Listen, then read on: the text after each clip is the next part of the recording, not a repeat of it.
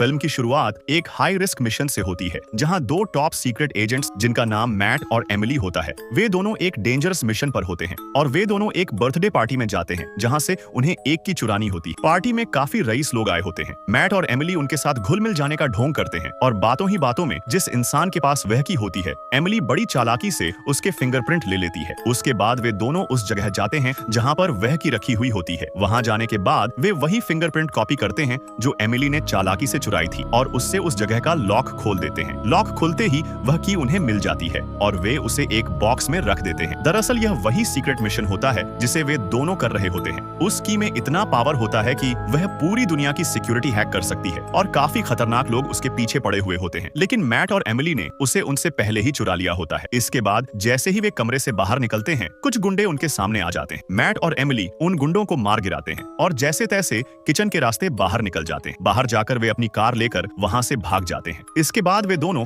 एक प्लेन में जाते हैं। वहां वाइन पीते समय एमिली मैट से कहती है कि वह प्रेग्नेंट है। यह सुनकर मैट बहुत खुश हो जाता है, लेकिन तभी प्रेगनेंसी की वजह से एमिली को उल्टी आने लगती है और वह बाथरूम का गेट खोलने लगती है, मगर वह नहीं खुलता। वहां खड़े क्रू मेंबर से पूछने पर वह जवाब देता है कि यह अभी बंद है। तभी मैट और एमिली समझ जाते हैं कि प्लेन हाईजैक हो चुका है। उसी समय वही क्रू मेंबर उन पर हमला कर देता है और एमिली के गले पर चाकू रख देता है और मैट से की देने के लिए कहता है। दरअसल यह सब उसी की वजह से हो रहा होता है जो मैट और एमिली ने उस घर से चुराई थी। इसके बाद वे दोनों उनसे लड़ाई करने लगते हैं। लड़ाई के दौरान प्लेन का पायलट भी मारा जाता है, जिसकी वजह से प्लेन आउट ऑफ कंट्रोल होकर एक बर्फीले इलाके में क्रैश हो जाता है और आगे तक घिसटता रहता है। प्लेन के क्रैश होने की वजह से वहां बना हुआ बर्फ का पहाड़ टूटने लगता है। तभी मैट पास में रखा एक पैराशूट एमिली को देकर उसे वहां से जाने के लिए कहता है, क्योंकि वह प्रेग्नेंट हो। लेकिन एमिली मैट को छोड़ने से मना कर देती है और उसे पकड़ लेती है और पैराशूट खोल लेती है, जिससे वे दोनों सेफली बच जाते हैं। इसके बाद वे दोनों समझ जाते हैं कि उनकी जिंदगी में अब और भी खतरनाक प्रॉब्लम्स आने वाली हैं और इन प्रॉब्लम्स के साथ वे अपने होने वाले बच्चे को सुरक्षित नहीं रख पाएंगे। इसी वजह से वे दोनों कहीं दूर भाग जाने का फैसला करते हैं और सच में वे वहां से निकल जाते हैं। अब कहानी आती है 15 साल बाद। हम देखते हैं कि मैट और एमिली के दो बच्चे हो चुके होते, जिनका नाम लियो और एलिस होता है और अब वे एक हैप्पी फैमिली की तरह सब कुछ पीछे छोड़कर रह रहे होते हैं। एलिस लियो और एलिस को नाश्ते के लिए बुलाती है और वे बैठकर बातें करते हैं। तभी एलिस मैट से पूछती है कि क्या आपको रशियन आती? मैट झूठ बोलकर उस बात को टाल देता है। फिर मैट और एमिली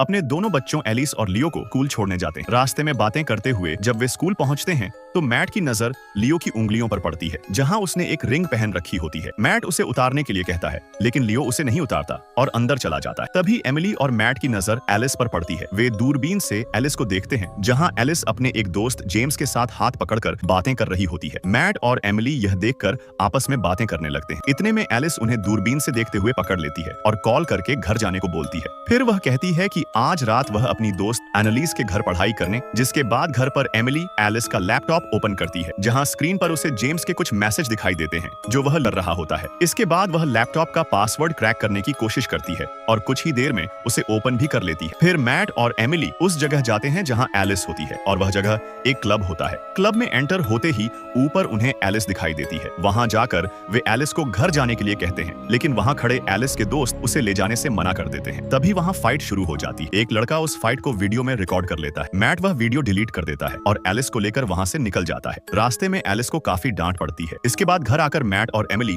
लड़ाई की प्रैक्टिस करने लगते हैं, लेकिन उनकी आवाज सुनकर लियो और एलिस कुछ और ही समझ लेते हैं। अगले दिन अचानक बेल बजती है और सामने मैट और एमिली का पुराना साथी चौक आ जाता है। वह उन्हें वही वीडियो दिखाता है जिसमें वे क्लब में लड़ाई कर रहे होते हैं। इसके बाद चौक उनसे उसी की के बारे में पूछता है जो उन्होंने सालों पहले चुराई थी, लेकिन वे दोनों साफ मना कर देते। तभी अचानक चक पर कोई गोलियां चला देता है और उनके घर के सामने बहुत सारे गुंडे फायर करने लगते। मैट और एमिली जैसे तैसे वहां से बच निकलते हैं। रास्ते में मैट एमिली से कहता है कि उसके पास वह की अभी भी है और उसने उसे एमिली की मॉम के घर इंग्लैंड में छुपा रखा है। यह सुनकर एमिली उसे बहुत डांटती है। इसके बाद वे दोनों स्कूल जाते हैं जहां उनके बच्चे होते हैं। स्कूल पहुंचकर वे दोनों बच्चों को लेकर एयरपोर्ट जाते हैं और वहां मैट और एमिली उन्हें बताते हैं कि वे सब इंग्लैंड जा रहे हैं, उनकी नानी के घर। इसके बाद वे सिक्योरिटी पार करके प्लेन में बैठ जाते हैं। मैट पूरी फ्लाइट को चेक कर लेता है कि सब सेफ है। थोड़ी देर बाद वे इंग्लैंड पहुंच जाते हैं। इंग्लैंड पहुंचकर वे एक बस में बैठकर निकल जाते हैं। तभी एयरपोर्ट पर कुछ CIA एजेंट्स आते हैं जो उन्हीं को ढूंढ रहे होते हैं। डेस्क पर बात करने के बाद उन्हें पता चलता है कि मैट, एमिली और उनके बच्चे नाम बदलकर यहाँ आए हैं। इसके बाद सीन कट होता है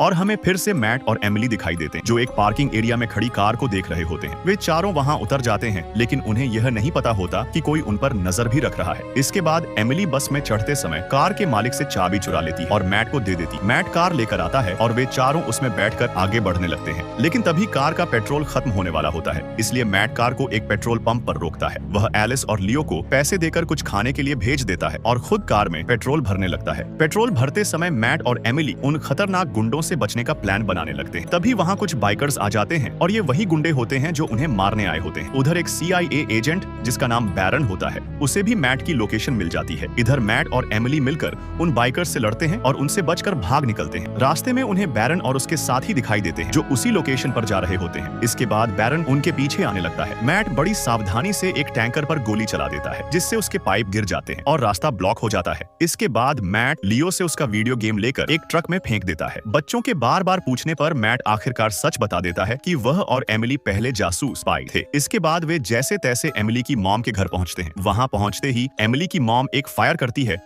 जिससे एक चिड़िया मरकर नीचे गिर जाती है और यह देखकर लियो और एलिस डर जाते हैं। फिर एमिली उन्हें अपनी मॉम से मिलवाती है जिनका नाम जिनी होता है। पहले तो जिनी थोड़ा नाटक करती है लेकिन फिर उन्हें घर के अंदर आने के लिए कहती है। एलिस और लियो को जिनी का घर बहुत शानदार लगता है। अंदर जाने के बाद जिनी बच्चों को किसी भी चीज को छूने से मना करती है। तभी हम देखते हैं कि घर में एक और आदमी आता है जिसका नाम नाइजल होता है। जिनी और नाइजल एक दूसरे को किस करते हैं। निगेल बताता है कि वह MI6 की ट्रेनिंग कर रहा है। तभी जिन्नी निगेल से कहती है कि ये उसकी बेटी, दामाद और उनके बच्चे हैं। यह सुनकर निगेल हैरान हो जाता है और बच्चों से खुद को नाना कहने को बोलता है। इसके बाद हमें बैरन दिखाई देता है जो उसी वीडियो गेम के पीछे जाता है जिसे मैट ने ट्रक में फेंक दिया था। दूसरी तरफ नाइजल बच्चों के साथ बातें कर रहा होता है और उन्हें निशाना लगाना सिखा रहा होता है। फिर हम मैट, एमिली और जिनी को देखते हैं जहां मैट जिनी से कहता है कि उसने वह की इसी घर में छुपाई थी। इसके बाद वे दोनों कुछ इमोशनल बातें करते हैं जिन्हें एलिस भी सुन लेती है। इसके बाद मैट और एमिली उस जगह जाते हैं जहां मैट ने की छुपाई थी। उसी समय जिनी और एलिस पुरानी तस्वीरें देख रहे होते हैं और आपस में बातें कर रहे होते। तभी अचानक दरवाजे पर कुछ खतरनाक गुंडे लॉक सिस्टम तोड़कर घर के अंदर घुसने लगते हैं। उधर मैट और एमिली उस जगह पहुंच जाते हैं जहां की छुपी होती है। वहां उन्हें एक लेटर भी मिलता है जो मैट ने एमिली के लिए लिखा होता है। तभी उन्हें एक हेलीकॉप्टर के लैंड होने की आवाज सुनाई देती है। मैट और एमिली समझ जाते हैं कि कुछ गड़बड़ है और तुरंत घर की ओर भागते हैं। घर पहुंचने पर वे देखते हैं कि जिनी और नाइजल को बांध रखा गया है। वे दोनों उनके हाथ खोलते हैं और आगे बढ़ते हैं लेकिन तभी गुंडे उन्हें पकड़ लेते। इसके बाद उन्हें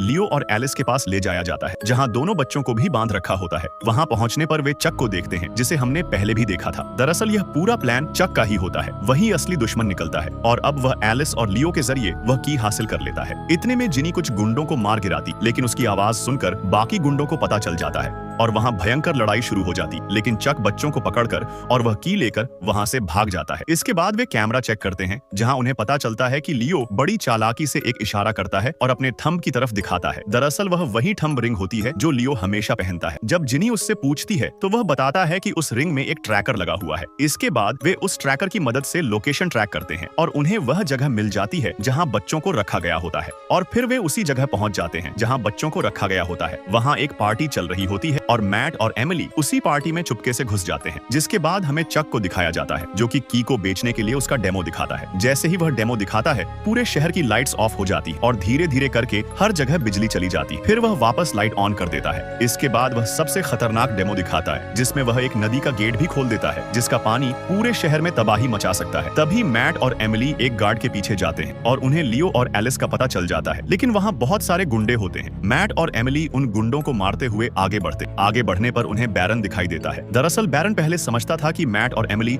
दुश्मन की टीम से हैं, लेकिन अब उसे यह साफ हो जाता है कि वे बिल्कुल क्लीन हैं। इसके बाद बैरन और वे दोनों चक को पकड़ने जाते हैं लेकिन चक बच्चों को लेकर वहाँ से बच निकलता है और बोट से भाग जाता है। लेकिन मैट और एमिली भी उसके पीछे जाते हैं। तभी उनके सामने दो गुंडे आ जाते हैं लेकिन जिनी पीछे से बंदूक का निशाना उन पर ताने खड़ी होती है जिसकी वजह से वे गुंडे कुछ नहीं कर पाते और मैट और एमिली वहां से निकल जाते हैं। इसके बाद वे वहां पड़ी एक बाइक लेकर चक का हाईवे पर पीछा करने लगते हैं। उनके बीच गोलियां भी चल रही होती। फिर एमिली पास में पड़ी एक बोट ले लेती है और मैट को भी उसमें आने के लिए कहती है। दूसरी तरफ हम देखते हैं कि चक अपने एक साथी वेंडी को, जिसके पास की होती है, बैरियर पर बुलाता है लेकिन बैरन के वहां पहुंचने से पहले ही वह वहां से निकल जाती है। बाहर निकलते समय नाइजल उसे देख लेता है और उसके भागने से पहले उसकी कार को टक्कर मार देता जिससे वह लड़की बेहोश हो जाती है। इसके बाद वह जिनी को बताता है कि उसे की मिल गई। जिनी नाइजल से बैरियर बंद करने के लिए कहती है लेकिन उसमें एरर आ जाता है। दूसरी तरफ हम मैट और एमिली को देखते हैं जो चक की बोट पर चढ़ जाते हैं और वहां मौजूद सभी खतरनाक गुंडों से फाइट करके उन्हें पानी में फेंक देते हैं। इस लड़ाई में लियो और एलिस भी उनका साथ देते हैं। इसके बाद मैट सबको बोट से पानी में धक्का दे देता है और खुद भी उसमें कूद जाता है क्योंकि बैरियर अभी खुला हुआ होता है। दूसरी तरफ निगेल बैरियर बंद करने की कोशिश करता है लेकिन वह बंद नहीं होता। तभी निगेल उस पर जोर से मारता है जिससे वह काम करने लगता लगता है और निगेल बड़ी सावधानी से बैरियर बंद कर देता है, लेकिन बैरियर बंद होते समय चक की बोट उसी बैरियर से टकरा जाती है और वहाँ एक भयंकर ब्लास्ट हो जाता है। इसके बाद पुलिस वहाँ पहुँचती है और उन चारों को पानी से बाहर निकाल लेती है। इसके बाद मैट लियो को शाबाशी देता है और वे सब एक दूसरे के गले मिलते हैं। इसके बाद हमें एलिस दिखाई देती है जो एक फुटबॉल मैच खेल रही होती है और आखिरी गोल मारने वाली होती है। वहाँ बैठे सभी लोग बहुत नर्वस होते हैं। तभी एलिस एक जोरदार किक मारती है और गोल कर देती है। इसके बाद सभी लोग मिलकर सेलिब्रेट करते हैं और इसी के साथ यह कहानी यहीं खत्म हो जाती है। अगर आपको यह कहानी अच्छी लगी हो तो लाइक एंड सब्सक्राइब जरूर करें।